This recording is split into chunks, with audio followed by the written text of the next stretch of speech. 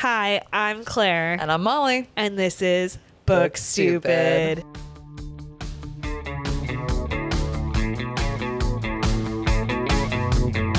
We nailed. See, we just needed to be back in the sacred space. Confidence. We just needed to go through puberty. Totally. Learn how to shave our legs. Yeah. Do you know what I read the entire Wikipedia summary for? Karen Pen 15. That's crazy. Yeah. Why you didn't ever watch Pen 15? I had watched a few episodes, but I never watched all the way through. Why? I don't know. I liked it. Yeah, it's so funny. I think I just got busy.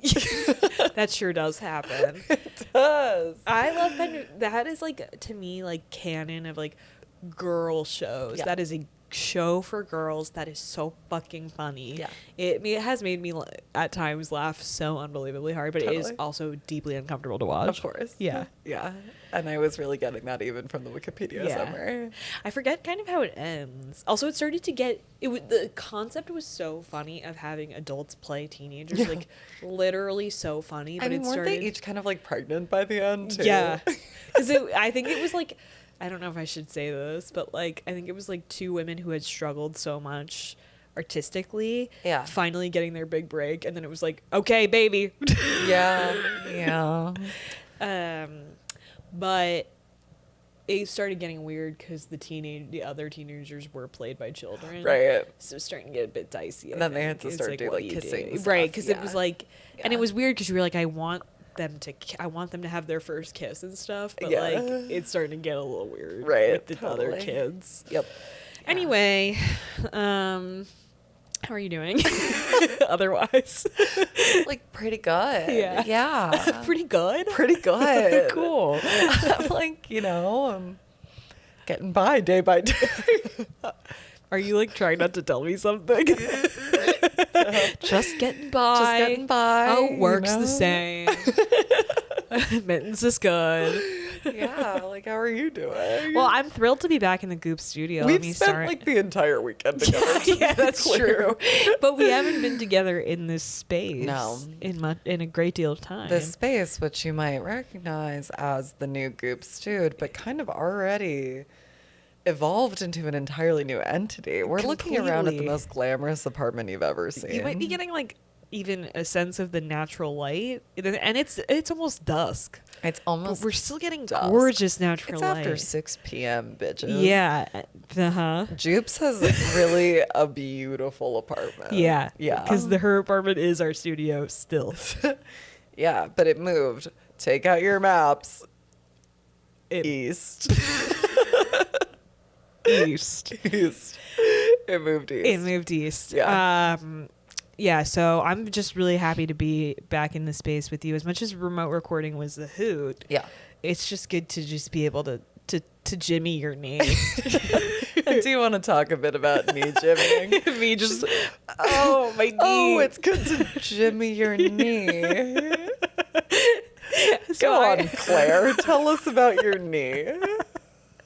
I jimmied my knee. Well, okay. You jimmied 2 ways. You're jimmy 2 times. I've jimmied one knee 2 times. I have bad knees is something I learned about her today. It's a new narrative I'm spinning. I have bad knees. Sure. Okay, well, this is true that my whatever is wrong with my feet. I love whatever is wrong with my feet. Yeah, totally. I have I don't know if it's obvious. I have very severe bunion issues, and whatever causes that, which I don't really understand. I mean, it's genetic, but whatever in my bones and ligaments causes that. One of your ancestors, God did something God didn't like. That's what happened. Of my ancestors was probably gay, or had sex. And one of your ancestors definitely did both. Oh yeah, probably both. And whatever that is, they kept telling me well, one day your knees will be bad because of that. So this is kind of people have told you something about yourself that you're now starting to believe. Yeah, because in the last year, my knees have really been giving me trouble. This, like, has she been telling you? Oh, silently suffering. Just silently suffering. Yeah, me and Joops are just kind of exchanging glances like, this is new. Yeah. No, my right Now that knee, you're mic'd up, you're ready to tell your story. my Zep-bound story about my knees. Yeah. Yeah, my right knee really gives me a lot of trouble with like When it rains. no, those are my feet. My feet give me a lot of trouble when it rains. Is that real? That's real. My bunion sometimes hurts before a thunderstorm. Wow. Yeah. Cool. But my knee, my right knee, often when I'm like working out, really starts to hurt. And then sometimes this is true, when I'm going downstairs, my right knee often gives me trouble. But yesterday I jimmied my knee. Is your right knee the one that you've not yet fixed your right foot? I fixed my right foot. Interesting. I think it's like I have like, so there's something wrong with my ligaments. Also, generally. you might be overcompensating on your right side I think for I have your like bad left foot. hyperextended. I think I hyperextend my knees. Sure. Anyway, my left one yesterday, we were walking Hector. I'm not blaming Hector. It was totally me. I like did a weird thing with my leg, and I like You got jimmied. I jimmied my left one, which is rare because the right. Anyway, you get it. But then all day I'm like, oh, my knee. Yeah. And then I went. I went to a first event, which was dinner with the girls. Mm-hmm. And then I went to a party, my second event. Yep. Took an Uber there, got out of the Uber immediately, immediately ate shit on the sidewalk, tore my jeans wide open. That's so sad. So I got an exterior Jimmy. Yeah. Same knee. Same knee. 2 ways. God is punishing me for having unpure thoughts. Totally. And your knee gash, the outer Jimmy, is like really serious. It's not really serious, but it hurts a lot. When I looked at it, I went, actually, you're downplaying that. I'm being brave. You're being brave about your exterior gash. Well, it's sort of been a week of being like brave around dried blood. That's true. And wet blood. Wet and dry. Yeah. Dark and bright red. Literally. I'm leaving. No, it's just my jeans were up my pushy. Okay. So Go speaking on. of pushies, sorry, I'm really dominating this conversation with my medical issues. You have found 3 great segues into this I know, it story. was kind of good. Yeah. Also this week, I'm exploring a new birth control via IUD. Family planning. Natural. I'm family not planning. What is it called? What do Catholics do? Natural family planning, right? NF. I don't know why I'm looking at the Protestant. NFP? Is that what they teach at I think so. Cana, pre-Cana? Pre-Cana. I think it's natural family planning, which is when natural family planning is Kind of when like you you just use an abacus. yeah, and you don't really do anything. You You get pregnant. You That's get what pregnant. happens. Yeah. Yeah. So I'm trying not to get. Well, okay. I got an IUD. All right. But you've teased it out of me. I have to tell the story because everyone in this room is involved. Yeah. So Joops and I so everyone in this room goes to the same gynecologist. Yeah. Let's start there. And we both had been thinking about getting IUDs. She kind of put the bee in my bonnet. I think it's time. So we both decided to get them. Ended up scheduling them back to back on the same day. And Molly came with us as our guardian. Sort of as the husband saying, it's all right if they got these. Yeah. It's allowed. I'll allow it. Yeah. Yeah. I was she needs to come with us because I'm getting the laughing gas. And Yeah. I got laughing gas, and I'm just I'm not really sure. You kind of paid an extra $200 to get absolutely high as a kite.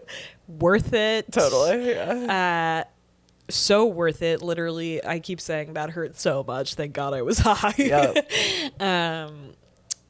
But the really interesting thing is I think I've had laughing gas for a tooth procedure that's before. normally when they use it. Yeah, but I don't think I've ever done it. I keep saying done it like it's an illicit drug, but I don't. I mean, it could be. Well, and then we were talking about this with my 25-year-old brother, and he was like, "Well, actually, it totally makes sense. Summer of 2022, everyone in New York City was doing whippets." And we were like, "What?" Joops is saying yes. Yeah, from the can. But That's everyone was nobody doing ever whippets? offered me a whippet. Okay. I knew it. I heard about it on the streets. That's crazy. So it is a street drug, this laughing gas. Yeah. That's what people are whipping. Never done whippets. No, me But I neither. did them on Monday. Well, I took Demi Moore's story. Oh, to yeah, heart. seriously. Yeah. Dare to be different from Demi Moore. Correct. And you know she wants us to call her Demi. To me, dare to be different from Demi Moore. D apostrophe me. Demi Moore. Demi Moore. Demi Moore. Demi Moore. Yeah. So we went back to back. I got the laughing gas. Joops was like, I'm not getting the laughing gas because I get nauseous under anything like anesthetic. And I was like, That's I've never. foreshadowing. Yeah, that's foreshadowing. Thank you. So I was like, yeah, no, let's do the gas. It was so funny. My doctor was like, you've already paid for the gas, so like do as much as you want. And I was like, you sick? Just crazy. Like, I just, what? Okay. And I was like, got it. Took that to heart. Also, there's a really kooky nurse there who just kept saying like, another pull. Well, do another. I knew, but she was actually the nurse. Presents in an ambiguous way. The nurse. Yeah. And I just want to respect the nurse. I know it sounds like I'm not being respectful. You are. But I'm trying to respect the nurse. Yeah. But the nurse kept being like, I'm just going to say she kept like, she was like, you need to do 7 before we like start the procedure. And then like, but you can keep going. And like, it gave me the impression that like, if I don't keep going, I'll lose something bad will happen. Right. And then like as it was getting worse, she kept going like more, which I really appreciated actually. Yeah. Like she was kind of like, because I can't see what's going on, obviously. So she's like, and she's aware of how bad it's about to get. Yeah. So she's whatever. Anyway, then I walk out into the office and it's like time for Joops to go. And I'm like, you got this, champ. Yeah. Because I'm like high as a kite. And we switch spots, and then I'm like sitting there. Molly's on her computer, and I'm like starting to not feel so great because it is actually deeply unpleasant. Of course. And you're like trying to like chit chat with me. What What were you talking to me Oh about? my god, I think like I remember getting an arc of Oh, we were talking about like book stupid stuff, but then you were also like, "Hey, have you watched Euphoria yet?" because I rely on Siege to describe every episode of Euphoria to me in great detail. It's a show I can't watch, but she can tell me about. And I wanted to catch, and she's gray in the face. But she didn't know that I was like, and I don't think I even knew yet that I was fighting for my life. But she's like, what happened on Euphoria this week? And I went, I don't think I can talk right now. And then you were like, oh, sorry. Totally. I was hoping to distract you. You were trying to be helpful. And I was just like, you were just feeling really bad. I started to feel really bad. And so the cramps got really like intense. And then at the same time, I think I was nauseous from the gas. So foreshadowing. So many pulls. And then Joops comes back and she's like rattled, obviously. Yeah. And I'm like, at this point, I'm feeling really quite faint. So I like took my sweatshirt off and I put my hands between my head between my knees, and I was like, maybe I just need a little more. And then I'm like, oh my god, cheeks filled with vomit, like a She does a chipmunk. chipmunk. You're both looking at me like, ah, and I was like, out of the way. She's not talking. She's Yeah, I'm like throw up all over like the beautiful Aesop sponsored bathroom that is at our gynecologist's office. Like literally threw up like in the crevice of the toilet. Like it was so, because it was like I had already chipmunked, so it was going right. You didn't have the velocity anymore. Yeah, it was dribble. Yeah, and then I threw up about 3 times in the bathroom. Yep. And I walked out like, oh my god.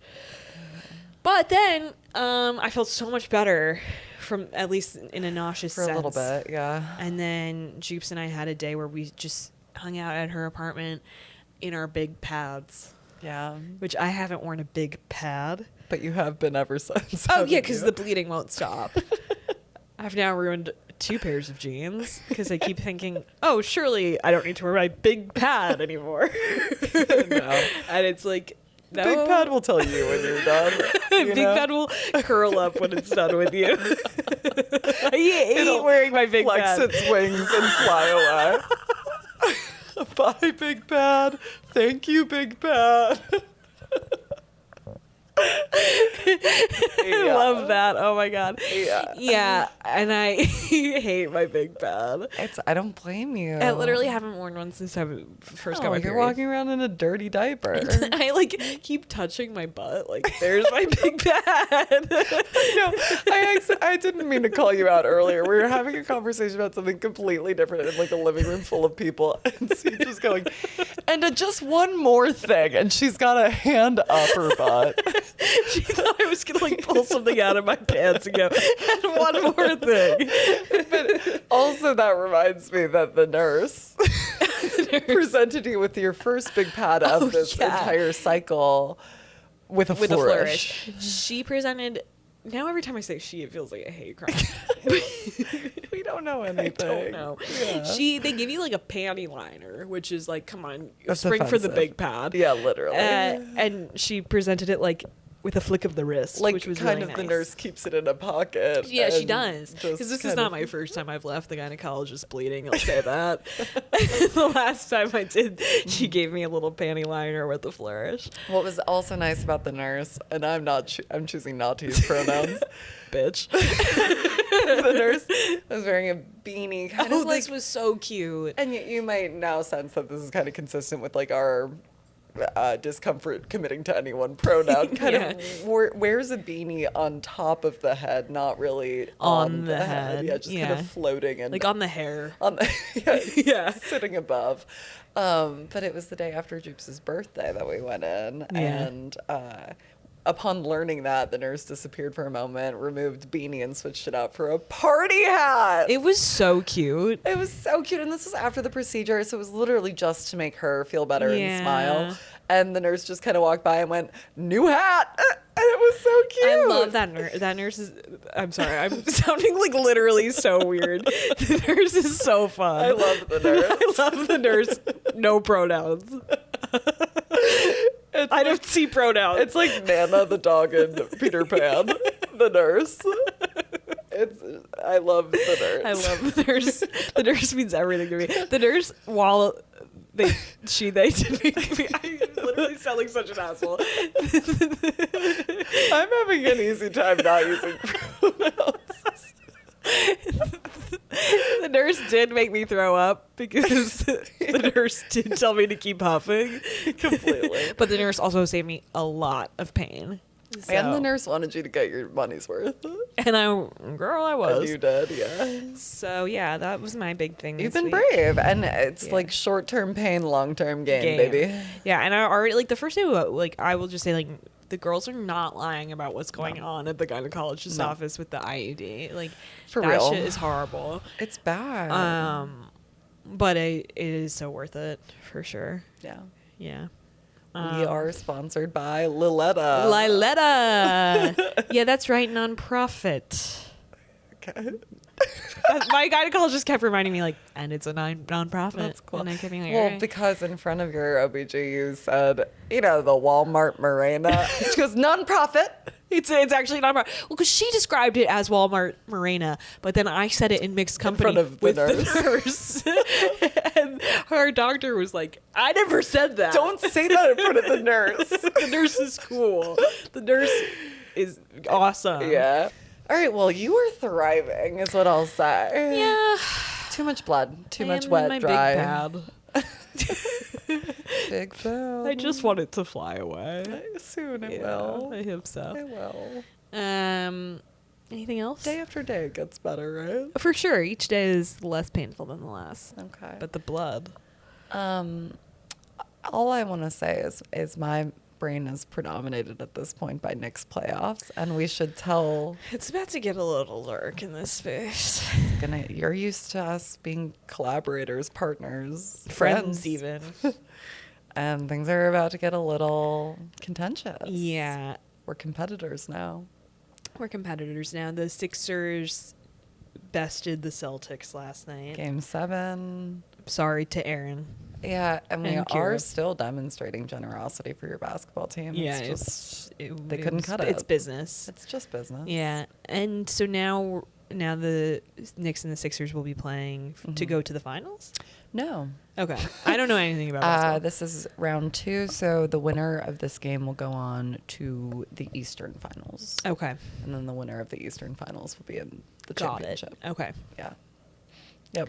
Molly seems to think that the Knicks are just going to absolutely I don't actually trash think the Sixers. Not even we'll do put it in up a 4. fight. We won't. And she's also talking about going to Philadelphia. Well, Joel Embiid did kind of make a very impassioned call. Hey, New Yorkers, like Philly, don't sell tickets to New Yorkers because New York famously travels really well. We're really rich. So the Knicks can show up anywhere. We also have the most expensive tickets in the NBA. So it'll cost me less to go watch in Philly. Well, I'll say this. Philly fans also famously travel. Which I do respect. Yeah.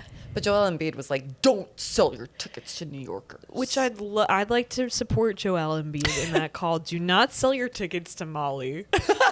Specifically. If we need money, we can. I know. Yeah, he said Venmo request me.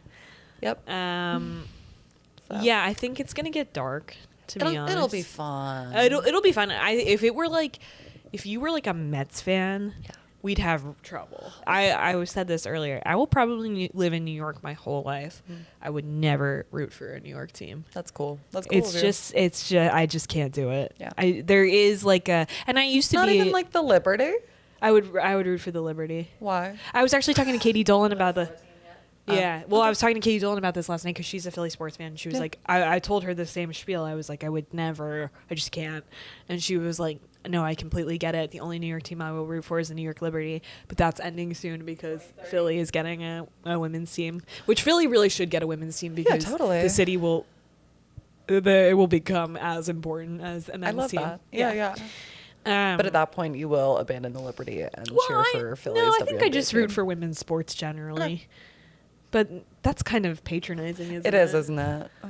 So, no, it is. I heard you it. have to commit to a team. I'll commit to Philadelphia then, for sure. Right.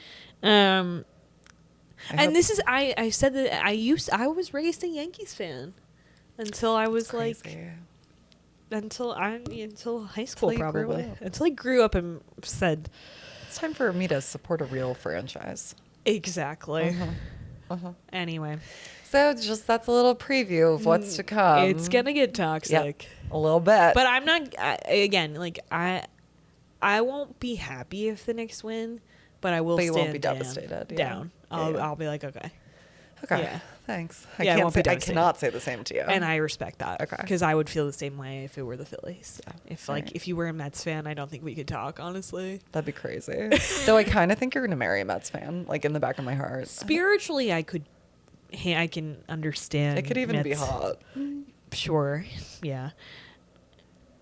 I would actually have a hard time. There are a couple teams I'd have a harder time with, like Dodgers fans, because morally bankrupt. Braves.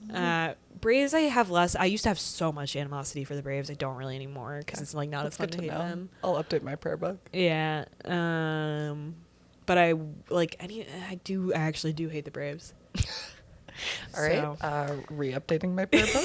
Yeah. Get out those quills. Use your wand. You wish. Do you want to talk about how I defamed you at book club this week? Yeah. I missed book club because I got busy.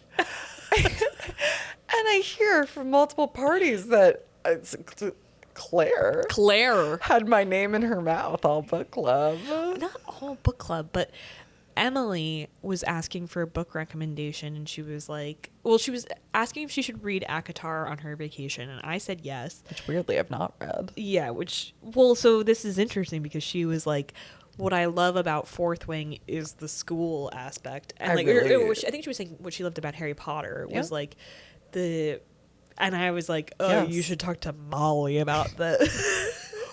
And do you love the magic system?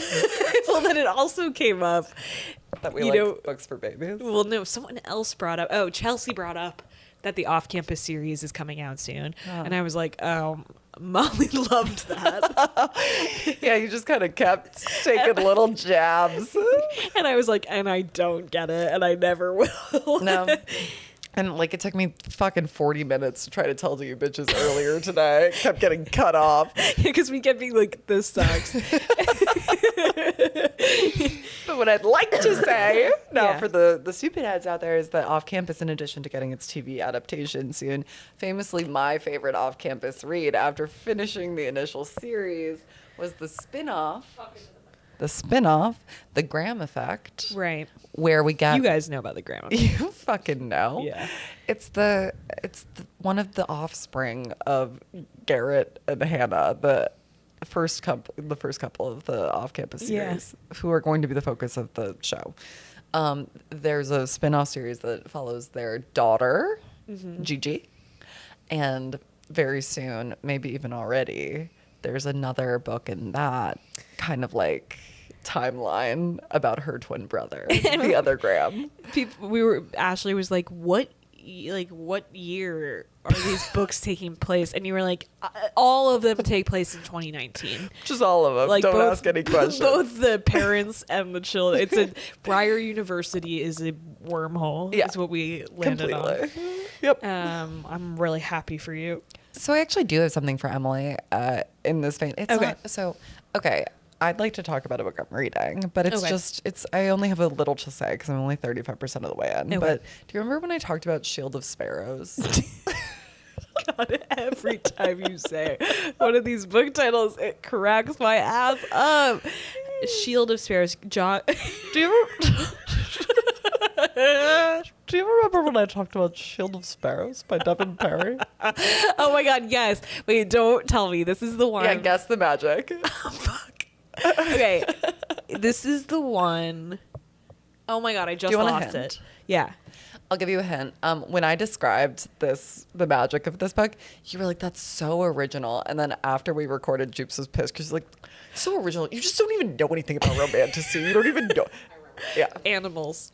that's right. Animals, but it's like kind of monster animals. Right, right. Like wolves who are werewolves. Totally. Yeah, there's Totally. regular wolves and there's werewolves kind of deal. It's yeah, kind of. You're like, fuck off. No, it's like all the animals are like monster versions of animals, but they're like nice. Like they're like animals like we know them, except for those that are infected with a disease called Lissa. Lissa turns your blood green. Makes you evil. Okay. Evil green equals evil, of course. Of course. It's like Christmas. Red blood, green blood, Christmas. Yeah, Christmas. It's Christmas. It's Christmas. So I actually really enjoyed the first book. Right, I remember you liking it a lot. Waiting with bated breath for the sequel, which was released in May. Okay. Sorry, April. We're currently only on May 3. Yeah, May 3. May 3 be with me. May 3 BV. Totally. And that's just your brief reminder to look into bacterial vaginosis in May. That's your May 3 BV. That's so stupid. So that's part of Siege's larger campaign. She's kind of running it as a charity for me. I was gonna say, it's not like my cause. No, it's kind of like when it's like, oh no, like my cousin, so I do this charity walk. It's like you started I run this, for my friends. you started this campaign for me. May BV. BV. It may BV. Maybe bacterial vaginosis. Go get checked. Right. So anyway, the second book I'm only 35% of the way into, and I'm not loving it as much as I loved the first. And here's the main thing I want to say about it. The first, it's very like what Catherine Walsh was saying to us, where it's like when you have the characters, like they'll tell you what they do. And the characters, the male and female lead characters of the first book are compelling. Okay. They're just fun. Like the protagonist, the woman is like super snappy, just like fuck yeah, like gets it done. Okay. And then the guy's just like big and hot. But so they're fun and they feel more contemporary. Okay.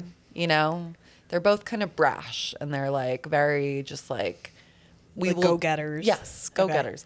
And then this book, That's something I love. Sorry. Yeah. When both people, well, we have talked about this at length.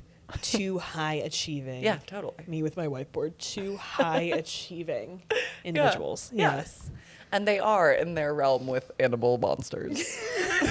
Though, did I tell you he has Lissa? no. What are we going to do? We're working on a solution. Well, of course. Yeah, of course. Sometimes your friend has to get TV. So she's kind of doing maybe Lissa. May 3 Lissa. Odessa's like running a campaign on Ransom's behalf. Ransom? Ransom. Okay. Ransom has Lissa. Ransom has Lissa. So it's kind of like the disease has a human girl name, but nobody else does. It sounds like Liletta. Totally. Nonprofit. Yeah, nonprofit. Okay, so so the issue so far is that are these beloved male and female leads. Beloved by you. This iconic pair. Timeless. I'm 35% of the way in. They've been separate the whole book. What? I think they will be separate until the No. back 25%. Why? Because of Lissa? He's quarantining? There was it got really, really fast paced crazy at the end of the first book. Okay. And she was kind of taken away by the high priest. And and Ransom was still kind of engaged in combat. She was taken away, but his name is Ransom. Fascinating. So I'm missing my guys. I just really want those two together. You hate when the couple isn't together. I hate it. I hate it. That's it kind of goes back to need there be war. But then you're also the mechanics of war. No, Joops likes more war than me. Yeah. I'm the war is about love. War is about love, as Catherine Walsh Yeah. said. So okay, my guys aren't even together, so that sucks. And then the other thing is it keeps flipping with perspective, not between our two love interests now, between our main girl and then this other woman, Caspia. Okay. And you can tell from very early on that Caspia is somehow related to Odessa. Okay. Though she comes from a kingdom far away. Okay. And Caspia can change into a bird. Sure, but is she a good bird or a bad bird? Unclear, because the birds have actually been plaguing the kingdom that we've been familiar with for generations. Really? Yeah. Birds are the greatest enemy to this kingdom. Is the author a New Yorker? Totally. So okay, fine, whatever. I'll just accept all of this on premise. Okay. The problem is Caspia and her perspective and the kingdom she comes from. It's I just want to stay in 2019. Everything should be in 2019. Yeah. But Caspia is old timey. Okay. Her kingdom has more decorum and the rights of literally this book is called Right of the Starling. Right Okay. of the Starling, because there are all these passages you have to go through. It's okay, fine. Sure. But this is ultimately my greatest gripe with romantasy and the books that I absolutely can't tolerate. Remember when I just trashed Divine Rivals? Mm-hmm. Romantasy can often lend itself to a historical fiction vibe where it's it'll be set in a kingdom that is given it's imbued with all of these trappings of old timiness, or if it's a kingdom and there's royalty, it must be the 1800s. Right. And then sometimes the writing will mirror that, and I hate that. I hate when a character's yes, my liege. You're dork. If there's magic, make it 2019 or after. Set the magic at Briar University in 2019. It can't be magic and old timey. It has to That's be so funny. magic and contemporary. Don't make me feel stupid by making it old timey. Literally. Yeah. Also, it's just it's so tedious to read, my liege. I never want to read my liege. No, talk normal. Talk normal. Yeah, be cool. You can be a king and you can have a liege and be normal. Totally. Yeah. Dude, stop it. Yeah. Talk like a nice guy. Also, do you think this is taking place in present day? I kind of thought so, and now egg on my face. You're I didn't know it was the 19th century. Because Odessa and Ransom are cool. Yeah, that is confusing. And now here's but the Caspia, her kingdom is Nelphinex seems to be. Nelphinex? armor up with Nexplanon. We really should look at the like overlap and common trends between modern pharmaceutical names And romantasy locations and kind of like lore. Yeah. So like Caspia's making me feel a bit stupid. Okay. But Wait, are you're liking number 2? not as much as the first one. Okay. And it's because I want my guys to get together, and I'm sick of Caspia saying my liege. That's what it comes down to. Do you think Caspia's under some sort of like old timey spell that we're gonna find out about? No, her continent is just much more formal and aggressive. I don't know what to tell you. It's just cultural differences. It is. Yeah. What do you want me to tell you about Nelfinax? What's like the climate in Nelfinax? Seems temperate.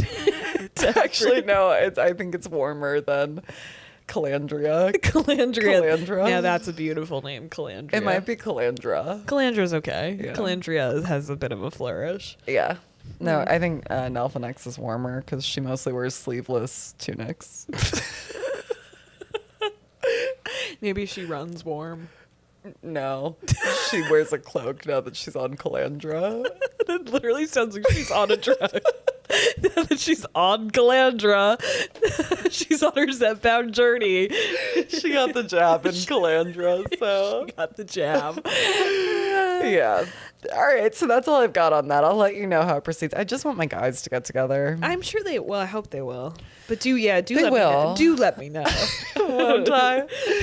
What are you watching, reading, consuming? Okay, the first thing I wanted to talk about, which like we already like had a conversation about this over dinner, but like we were both drinking, so I think I could do it again. As opposed to today where we've had the 3 drinks. Jesus, how is that possible? I don't know. Okay, I have 2 kind of things I want to talk about today. So, I watched.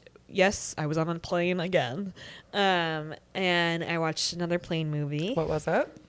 Eternity. Oh yeah, which is a movie that's been on my list for so long, and it's only been out for a few months. But like, how did I not? I don't know. I think it's because it's an Apple TV movie. Like, I probably would have gone to see it in. This is a note to you, executives. I would have gone to see that in the theaters. That could have gotten a theatrical release. For we would sure. have supported that. Yeah, and now I have just put it off because I was like, it's a girl movie. Mm-hmm. Say that. So yeah, the premise is this. It starts out on this like old couple. Elizabeth Olsen. Oh, thank you, Elizabeth Olsen and Miles Teller. Hot. Yeah, and you find out quickly that Elizabeth Olsen is dying from cancer. They're on their way to a gender reveal party. Miles Teller dies at the gender reveal party because he chokes on a pretzel. Come on, skill issue. Totally. No. And he wakes up in this sort of like, I can only use Catholic terms, purgatory, where you basically get to exist in this in between for a week, and you have to decide where you're going to spend your eternity. Mm-hmm. Now, this waiting room appears to be a capitalist nightmare. You're being pitched everywhere you go. Come stay at the beach.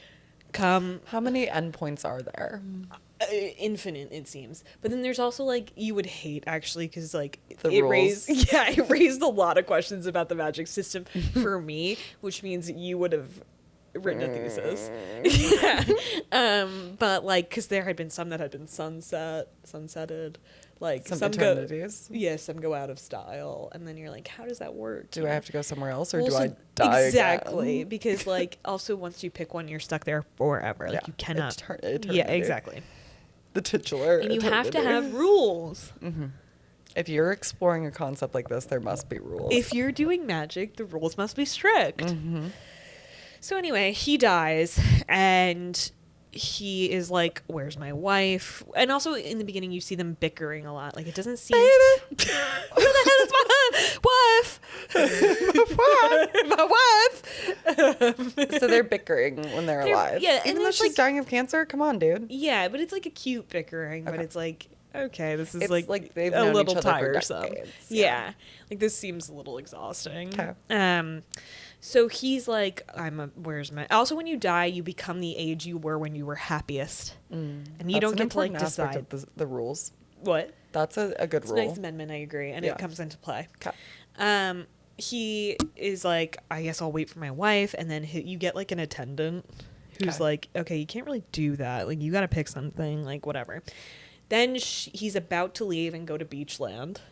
Okay. Which Life's good at the beach. Is totally what I would do. Uh-huh. And also the movie starts when they're having like an argument about where they want to like take a vacation, and he's like, I want to go to the beach, and she's like, I want to go to the mountains. So you know that So he's already being a bit selfish in his decision. But as his attendant tells him, like, everybody dies at a different time. You should be selfish. Like, you should just pick the thing. Like, you're basically going to live a new life now. So, like, just pick somewhere where you'll be happy. Because, like, there's no guarantee that your wife had terminal cancer. But okay. So he's, like, out of here. On the way to Beachland, sees that she has just died. And he turns around and he's like, okay, I guess I'm staying. I guess I'll wait to see what this broad wants. Well, he's like, so you're coming with me. Like, where should we go? Like, we're going together. And she's like kind of disoriented because she's like, I just died. Like, obviously, she's going through what he went through. You already got your onboarding. Exactly. I'd like to... Let me get my papers. Let me get my, like, name badge. Right. Let me meet who's on my floor. Yeah. I'm doing like sort of a college anyway. No, right. It's like the boyfriend who's a sophomore and he just wants to fold you into his life. Yeah, and it's like, I'm gonna have my own life. Like, so go ahead. No. Okay. Where I'm going with this is, yeah, that's right. A misandrist reading of this film. Who's surprised? So she shows up. Turns out, also, it's early in the movie you find out she had a first husband who died at war. Guess what? The first husband's been waiting for her this whole time in purgatory. He got a job in purgatory to wait for her. And he's like, great, you're here. Amazing. Guess what ensues? Chaos. Totally. Between the two men, they're fighting over her. And I know what the other guy is. I know who he is. Oh, yeah. Dua Lipa's fiance. Callum Turner. Line.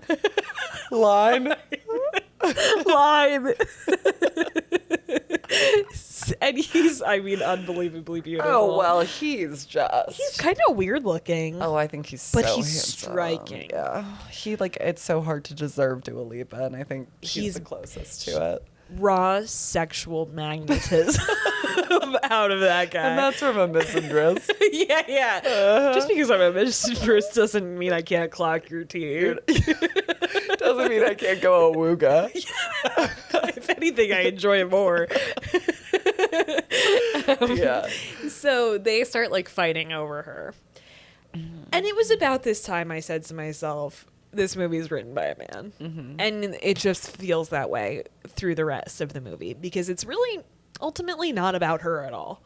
Cool. And at one point you think she's going to make the choice because I'm sitting here as a misandrist watching this and I'm saying the way I would say bye to both of them, I don't want a man for eternity. I don't care how much I love you. Get away from me. This is my eternity. I'm going to Beachland.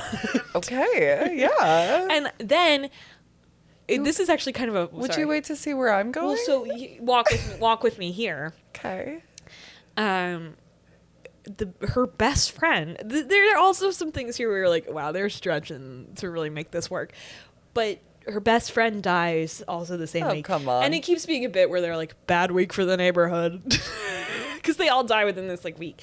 And she's hilarious, first of all. But who plays her? It's like nobody I know. Okay. But Line. Sorry, how dare you? So Elizabeth Olsen is like, these men are actually like starting to piss me off. They like, neither of them is like actually like pleasing me in this moment. So she's like, I'm gonna go with my best friend to Paris, and I'm like, exactly. Yeah. It's exactly. She just jimmied herself again. My knee. I was like, finally, we're making some sense. Yeah. Who can I hang out with forever? My best friend. Yeah, you can go to Paris. Go to Paris. Yeah. And so she's on the train to go to Paris, and now the men have like, they're like, sure. They put up I'll go to the beach and I'll keep working at the bar. The two are like helping, like keeping each other company now. Like The boys are? Yeah, the boys Oh, are like, are you gonna God. kiss? I don't know. And That'd be hot. exactly. And then, at the same time, Miles Teller realizes that she is the age that she was when she was married to her first husband. So that's when she was happiest. Well, but maybe when he was away at war and she was finally alone. No, before. Oh. Yeah, but I see what you see. Got This it. is why you're good. You interrogate the premise. Okay. So he runs that. Miles Teller's like, you should be with him, and you being happy makes me happy, which I actually loved. That I was like, okay, I'm into this. Yeah. Then she goes off with him. Obviously, that's a flop because, of course, you're always going to romanticize the marriage that ended after a year due to war. Yeah. War is love. Totally. That's right. And then they're there for like a little while, and she's like, this isn't it. So But she already locked it in. Yeah, exactly. But she's like willing to whisk everything. She's willing to risk everything to break out of eternity to find Miles Teller again. I tore my ass up. And I'm just like, why? Just go to Paris. It doesn't. Maybe I'm cynical, but I'm like, the idea of spending forever with someone you already spent your whole waking life with. But then I said this to you, and you were like, I'd go with Mittens. And I was like, no, of course. I would go with you guys. Is that weird? No, that's exactly what I would need. So maybe it is just like who you can be with for, I don't know. I But guess then I don't want also- to roll the dice on whoever the fuck is in Paris. Well, I kind of do. I think There will be other people, but I don't want to be without you. That was so beautiful. That's so nice. I mean, She's like, I'm out. I mean, me either, but I do think, I was like, she should be selfish. Also, you're hearing this woman, she's like, you know, we lived this really, like, marriage is really hard, and we have all this, like, history together, and, like, we built this thing, and, like, it's almost like Stockholm Syndrome-y, where she's like, I just want to be with this person who I did hard things with, and it's like, okay, but attorney is going to be, I mean, I Life's guess good at attorney is the going to be beach. hard because it's easy, you know what I mean? Yes, yeah. But like, I was just, to me, it was a story of a housewife who always had to prioritize having a man, because even like, she marries her second husband right after her first husband dies, practically, and I was like, this is a beautiful tale about boomer women being able to live out their dreams. Yeah. Yeah. Why is she going to chase after Miles Teller? Yeah. Why? Why? Go paint. I want to know about what her passions are. Totally. And how she's going to do that in eternity. No male writers exploring So that. I'm on the plane like, and then the credits roll, written by two men. And I Two said, frickin' of men. course. Yep. So that's my, like, it was a cute concept, kind of. Oh. But I was rooting for Callum Turner a little bit. I wasn't really rooting for either of the men. I just thought Callum Turner was hot. I know. Was there at least some smooching? See, that's the other thing. I was like, have sex with the first husband in purgatory. That's like, what are we doing? All right, give it a try. Yeah, you come on. And so then she doesn't, but then when they end up, when she chooses him, you see her having like sex, and she's like pining after Miles Teller, and I'm like, are we seeing Callum Turner right now? Like, What? at least give it a shake. Yeah. So I don't know. I liked the I thought it was a really fun concept. That's always like what I feel like what I end up at. Really fun concept, not terribly executed, a little bit poorly executed. I think that's kind of like a problem across Hollywood right now, that we've got these really good taglines that sell, and the execution. It's about selling. Yeah. Yeah. But and you know what? I will also say that guy John Early was in it. Awesome, I love him. And I don't know who the woman attendant was. She's been in a lot of stuff recently. Thank you, Joops. But the two of them kind of like end up together, the two attendants. And like, cute. he's so obviously gay, Totally. even in the movie, but it was so fun. That's they had awesome. a lot of like that. Like, it was a funny movie. And it like, there were a couple times I chuckled on the plane. Okay. But it kind of pissed me off. Totally. Everything pisses me off. Same, you know it. Yeah. We were talking about Totally. this. Oh, Yeah. that's a reference to a new clinical diagnosis from Bleep It. That's my new therapist who this week asked, do you think you might just be a bitch? Crazy. Do you know what I have laughed out loud to? That you really must watch. Running Point. Tell me about Running Point. But I do LOL. Okay, so I didn't know you kind of last time you talked about it, you were like that crazy show Running Point. No, so I actually love it. Okay. It's like about basketball, which is fun. But okay, maybe that's where I don't think it's crazy you didn't know it's a Mindy Kaling joint. Yeah, no, I didn't know. I don't know anything about the show. Okay. Yeah. So you're like, what I want to say about it is it's Mindy Kaling picking on someone her own size current, not picking on someone her own size past. And you have beef with Mindy Kaling. I kind of do. Yeah. She's got a razor sharp pen, draws blood, and sometimes I think the objects of that viciousness are incorrect. Most, seriously, the past two projects are really what got to me. It's Never Have I Ever and then Sex Lives of College Girls.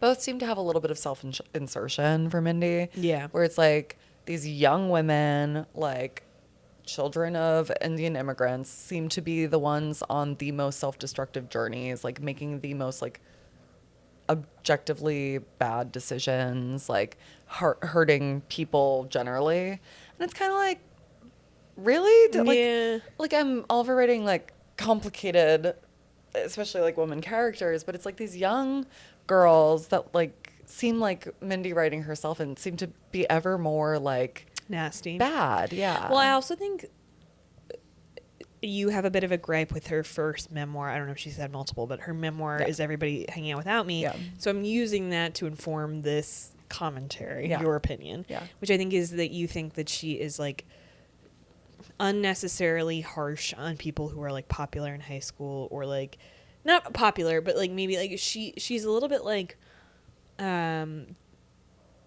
generally dismissive of people who weren't maybe like I think she thinks that she is a better, more interesting person because she wasn't cool in high school. That is very true of Is Everyone Hanging Out Without Me? Yeah. It's actually that kind of the opposite of like how I perceive how she treated like Davy in Never Have I Ever. The point I'm trying to make is she lets the wrong guys off. Okay.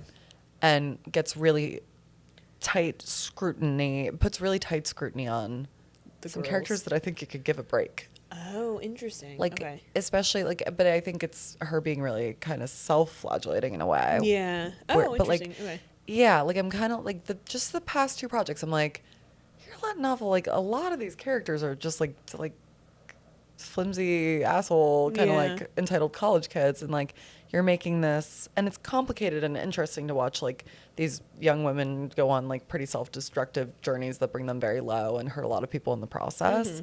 But at the same time, I'm like, it seems like you're like these like very inconsiderate side characters like are just kind of like used as light frothy comic relief. Like it's like I don't want to watch BJ Novak skate across my screen like yee. Well, like the Mindy Kaling character is like I've been bad again. It's just kind of like I don't know. Yeah, she has a little too much generosity for college educated white men, maybe. Kinda. But here's kind of what I think about Running Point. It's all about this like family. It's the kids now. The kids are all they're not parents anymore, but they're all also they're like fucking 40s. Off-campus vibes. Right. That's Kate Hudson and then four brothers. Okay. And they're like they inherit what is effectively the Lakers. Like it's they inherit the second biggest market NBA team, but it's called the Waves, and they're in LA. And they're billionaires and they're bad. Okay. And it's more fun watching her beat up these characters. Like she can be a really targeted writer. It's fun to watch the jokes be at the expense of billionaires. The right people. Yeah, right people for once, Yeah. kinda. And it's also very funny that she's writing in like a super culturally aware context. It's like you are watching a 2026 show. You know, it's like one thing that made me laugh so hard. I don't know the actor's name. He's the dad. He's Renee Rapp's dad in Sex Lives of College Girls. Oh, I have no clue what his name is. But you can picture him. Yeah. He's like an agent, like one of the biggest agents in the game, represents all the top talent in the NBA. And he comes into a meeting with like the ownership teams of these siblings, and he's just like hacking, and they're like, Jesus fuck. And he's like, whatever, it's COVID. He's like fuck you. What? And he's like, don't shake my hand. He's actively shaking someone's hand. It's just very funny. Like the way they write in the like political climate and like cultural kind of like anti-woke of like that billionaire class and like the influence that they exercise, like it's very funny. Yeah. And I guess like I don't know how to make my point well, but I like watching the jokes bully them. Yeah. And to your and like I just don't to your point, like I think she's an amazing writer. She is a child of The Office. Obviously she was a writer on The Office as well as being in it. She's like so talented. Yeah. And so it's like she obviously can do this. And it's like I think maybe we've heard enough of your story. Here's that bound story. Not okay to say? I don't know. Like, I feel like weird about how I've presented this entire matter. Because, like, I want her to keep telling stories about her, about women like her. Yeah. What I want her to stop doing is beating herself up. Yeah, but we probably have to cut a lot of what I said. No, I don't think you do. It feels like she's been beating herself up in projects, and it's more fun to beat up billionaires. Yeah. And that's kind of what I mean. She's beating herself up in a new way where it's like, rich people suck, huh? And I'm like, yeah, you are a rich person. And it's not like young women who like are dealing with cultural differences suck, huh? It's like, no. Like, it's more fun when you beat yourself up as a rich person. Right. Yeah, I like that. Is that fair to say? No, I think that is fair to say, for sure. I don't know. And it's also, I just like it when the story is something different, and not that there's anything wrong with the stories she's been telling, but like this is a fun one. It feels like it's back to like kind of a frothy time too. Like Mindy Project was fun until again I think she like beat herself up at the end, like, which like I do love an evil female main character. So but sometimes it feels like I just want her to be evil without punishing herself so much also. It kind of, yeah. But Mindy Project started really fun because it was just like kind of like I love Mindy Project. Yeah. No, the writing is so good, and Ike Barinholtz is another exec producer and co-writer. He's so fucking funny to me. He is so good in the Mindy Project. He's so good in Mindy Project. Yeah. I also thought that his brother was one of the Kate Hudson's brothers in the cast. They look identical. Ike Barinholtz and this man. So his name is Scott MacArthur. And I was like, how are these two men not? So I have to believe that Ike Barinholtz is like making a joke by casting a man that looks identical to him into this role. It's fun. I love that. And now he does show up as a cousin. Oh, fun. In season 2. And then my last note on Running Point. Yeah. You know who's still so fucking hot? Who? Brenda Song. Oh, well, yeah. Wow. Yeah, and I think that she's so interesting for marrying Macaulay Culkin. Me too. Because that is a weird-looking guy with a bad history. Right? Yeah. But they have, like, I think a really strong relationship. They're in my prayer book, for sure. They're in my prayer book, too. He's in love with her. Yes. Which is great. And I feel for Macaulay Culkin. I can't get into it, but I really feel for Macaulay Culkin. Yeah, we can't open that up. I can't open that knee wound right now. There was a scene that I watched in a show this week that I want to talk about writing-wise. I saw something. Let's talk about it. It'll be quick, but it'll be quick. I'm watching Paradise, which I sort of talk about here and there. You're now ahead of me? Yeah. Okay. I texted Molly, like, Shailene Woodley dies? And I was drunk and was like, no! Oh, yeah, sorry. It was devastating. Anyway, I really thought you'd already finished the show. Yeah. She really only gets like a 2-3 episode arc. I'm so sad because and you did a good job of not telling me what was going to happen because I was so excited by the possibility of love. Yeah, sorry. Revolution is often predicated on love lost. So true. And as you've once said, to be one's Valentine is to live with the fact that you made whatever, you get it. Loss is critical to romance. Totally. But there was Sterling having to carry around a baby's nice. really did a lot for me. But this, what I was going to talk about has to do with Sterling. So one of the episodes I just watched was a flashback to how Sterling K. Brown met his wife in the show. Yeah. And it was that they were both in the hospital recovering, dealing with some sort of surgical issue. I imagine he got his knee really jimmied. Super bad Jimmy. Like a 3rd degree Jimmy. Like, we gotta bring him into surgery right now. This Jimmy is one of the worst we've seen. Clear the OR for this Jimmy. Yeah. Okay, anyway. And he is like so besotted with this woman. Mm-hmm. Immediately is like hitting on her so aggressively mm-hmm. through their curtain in a very hot way. Mm-hmm. And so what I wanted to talk about is like he is like which of course they're, men being persistent is sort of there's you have to be hot. Don't be persistent if you're not hot. That is the rule of thumb. If you're not hot, it's creepy. That's right. But he is like pestering this woman, and she is like, "Leave me alone." Mm-hmm. And he's finally like, "Please, like, go out with me or something."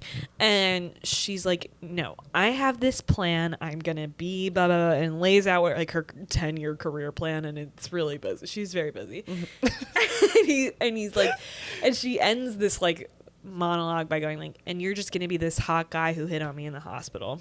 Mm-hmm. And he just sits quietly there for a moment, and he goes, "Hot guy," and then walks away. Ah. Hot. I was so charmed. Charm offensive. Charmed. But what I wanted to say is it made me think about how a new trope I'd like to sort of enter into the canon. Man falls hard, and then harder, and then harder. Woman is sort of indifferent. My favorite romantic dynamic. Does she ever convert? She likes him a lot. She's going to Paris. But ultimately she would choose Paris. Okay. He would choose her forever. Okay. Yeah. I love that. That's what I think every heterosexual relationship dynamic should be. Man falls harder and harder and harder. Woman tolerates man's presence. Lovely. I'm such a romantic. Man stays hot.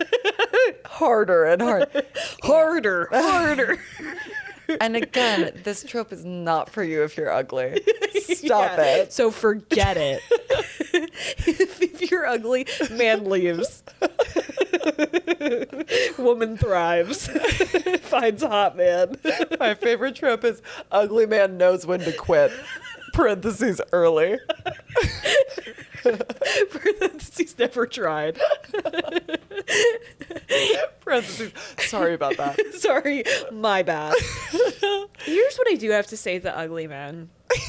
Or like men. It's about time we spoke to this community directly on Book Stupid. Hey, men going your own way. Let me talk to you.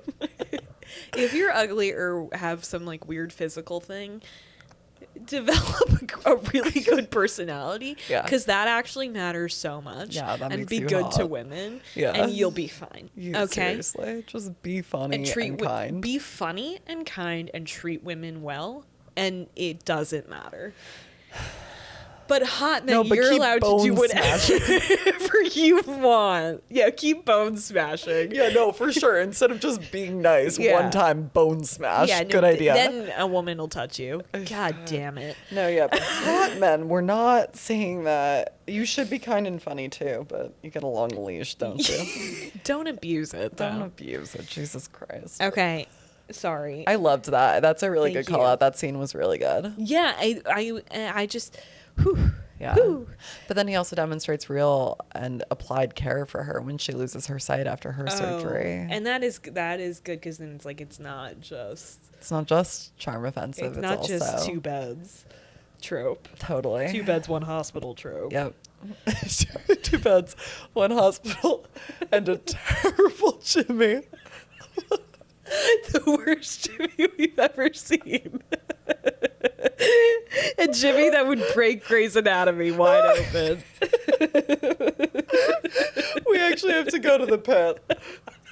This is the craziest Jimmy. A Jimmy so bad we brought in the pit.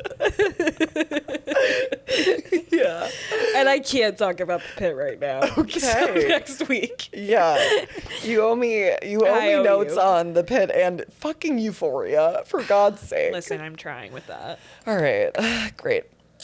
So, Today, shall we move on? Shall we move on? So what we're doing today is something we've done before for writing. A game. A game. The game is afoot. That's right. And what is the game called again? Do you know? Oh. Writer's Blocks. We played it once before and we laughed so hard we cried, so we thought we'd bring it back. That's right.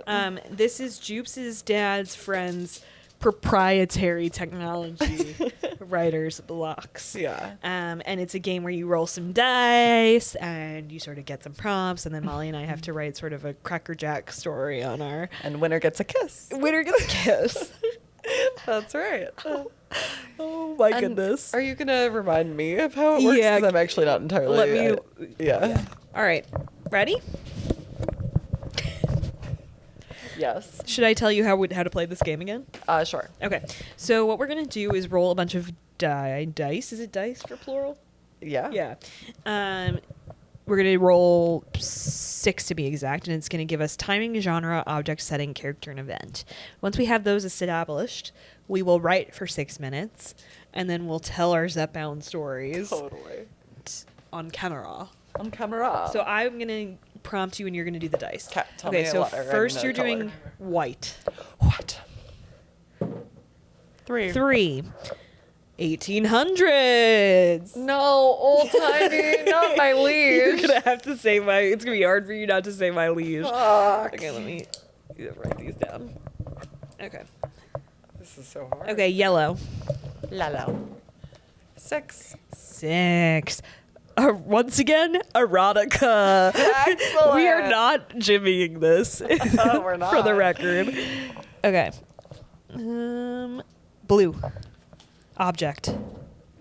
16. 16. The object we're going to include is the lawnmower. Awesome. Which they had those in the 1800s for sure. Okay, red setting. 9. 9. Golf course. Oh no. I love this game. Golf course work really well. Yeah, for sure. Okay, green character. 11. 11. Parrot. Parrot. That's interesting for sure. Okay, black event. 14. 14. Appendicitis. Appendicitis. That's going to be so interesting. Okay. All right. So as a reminder, we will be doing... Okay, Joops is going to time us, and it's going to be set in the 1800s. We're doing erotica. We're going to include a lawnmower, and the setting is golf course. There's a character of a parrot, and the event is appendicitis. Perfect. Claire cheated. Claire doesn't cheat. I didn't cheat. I resent that accusation. Are you taking me to court? I can't wait to hear what you wrote. Because all at once she's like, this is so vulgar. Oh my God, I'm doing capital E erotica. Also, she was pencils down immediately before the timer even went off. And then I was like, I didn't cheat. And I go, did you include everything? She goes, oh, of course. It's 4 sentences. How could you? I don't get it. It's 5. Let me just count how many I did. 5 1, 2, 3, 4, 5, 6, 7, 8. I was very economical. Well, we'll see if you just did Mad Libs, won't we? Now you're on to me. Yeah, big time I am. I feel like I wrote a haiku. I can't read what I wrote out loud. What? You have to. I know. Okay, good. Okay, don't sue my ass. I'm going to sue your ass. Okay, here we go. Joops, you pick who goes first. Claire. Fine. Okay. So All right. I did like what you did when we did the Irish writing exercise, where you kept being like saying like Irish phrases really like out of you. That sort of took you out of the ordinary, but were to indicate that we were in Ireland. Yeah. So I'm doing that with the 1800s. I'll be honest. Yeah. So just like see if you can clock where I'm trying to do 1800s. I think that could be a fun game. Okay. This is okay. The sun has been down for a few hours and all the oil men have left the golf course for the day. Every Saturday I walk down from the clubhouse to meet Thomas on the 16th hole. He lays down a blanket with parrots on it in the sand trap we kiss until I can't take it anymore, and I beg him to lift up my petticoats and undo my corset. It's the best part of our week before we both go home to our spouses and kids with too many needs and not enough money. Right when Thomas is about to send us both over the edge, he cries out, but it's a cry of pain. I quickly pull my clothes back on and pull him onto this new machine, a lawnmower it's called.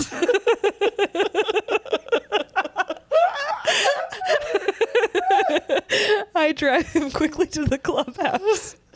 He thinks it's appendicitis. It got very staccato at the end. Oh my God. Whoa. You know when you're having sex and you think you have appendicitis? Whoa. And that's the end? That's the end. I hope Thomas makes it. Whoa, me too. Okay. The cheating that took you out of the ordinary.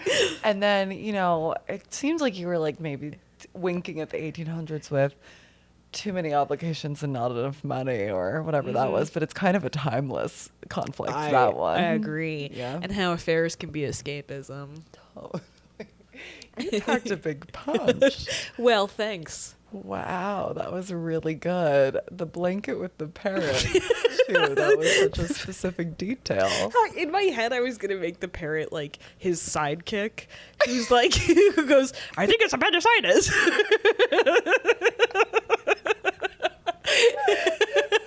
But I couldn't fit it in. Yeah. I couldn't fit. And it's like, then you start to do you start to interrogate the magic of the parrot, where it's like, totally. Does the parrot know the phrase, I think it's appendicitis? Is the parrot just sense things? That's not really what parrots Thomas do. Knows the phrase. I think it's appendicitis. Also, Thomas was a wink to the 19th century. That feels like a 19th century name without being my liege. Without being my liege. Yeah, I think that's right. Did you love it or what? I want 800 more words on that. On that, if you wouldn't mind. I don't think he's gonna make it. I shouldn't. Yeah, appendicitis in the 1800s will kill you. And a riding mower. I know. Nice. I really know. Nice. I know. I know. I was gonna do one, like, the trope, one bed, one horse that we talked about last episode. I was gonna do one, like, they fuck on one the lawnmower, mower, but I just couldn't. I get it. Appendicitis really complicated things. I couldn't agree more. Okay, your turn. I'm so embarrassed by what I'm about to read. It is so much dirtier than what you just read. I'm sure. Mine was not very dirty.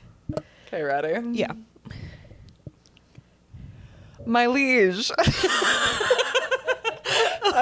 The payoff was so good. My liege, I cry into the night. My moans unconstrained under the starry skies. My liege, he parrots back to me, panting the word into my neck. He flips me around so my back lays on the putting green, but my legs are flung over his shoulders as he kneels. This is called the lawnmower, he growls.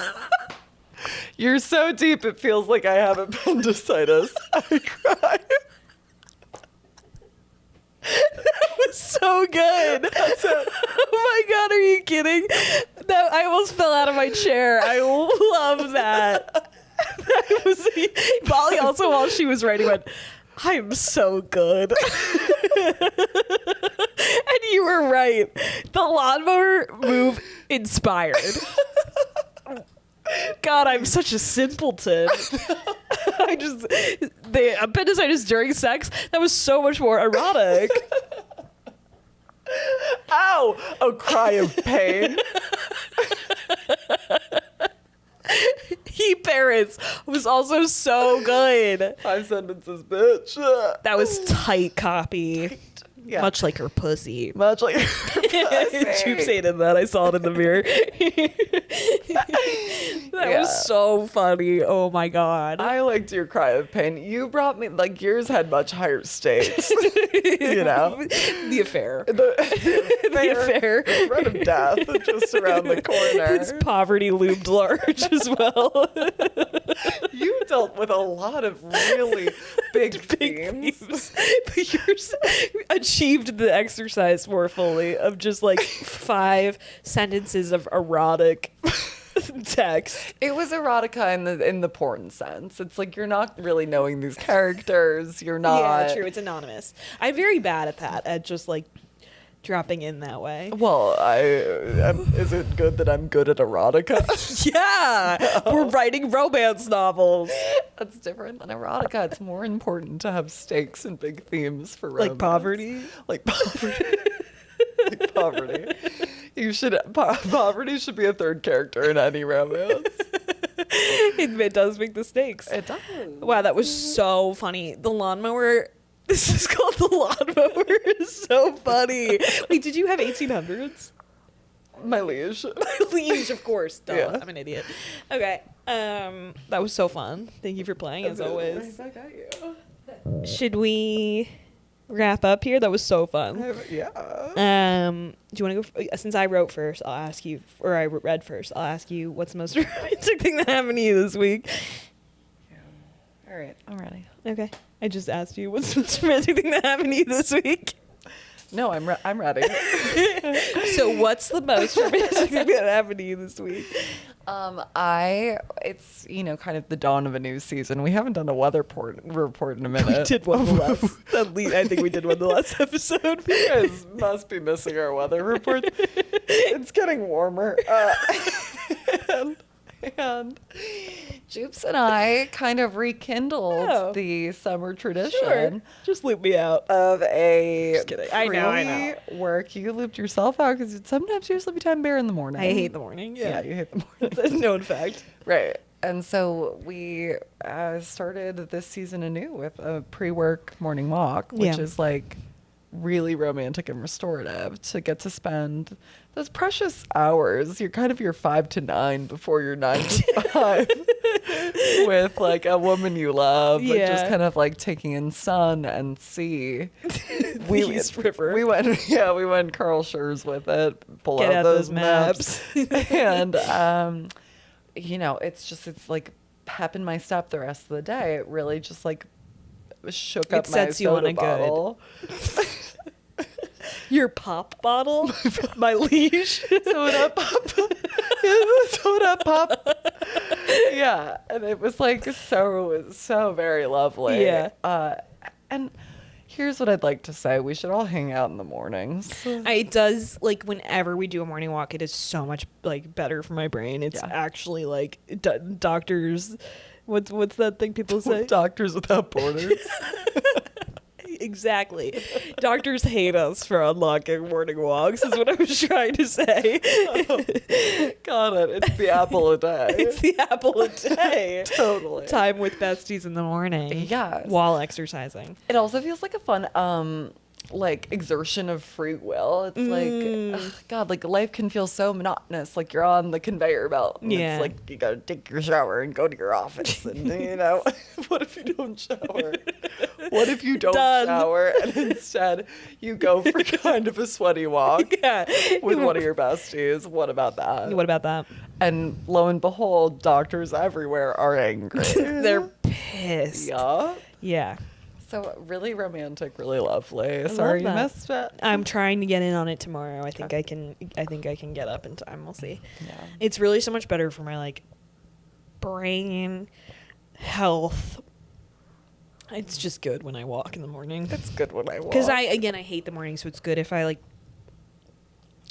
And I'll never admit that I think. Listen, I just think she's having a fight with herself. Yeah, I had a fight with myself right there because I don't want to admit that like. I think it's fine to sleep in. But it's not morally superior to be a morning person. Sometimes it just feels good for your body. Thank you. That says it. Yes. And now a question for you. Okay.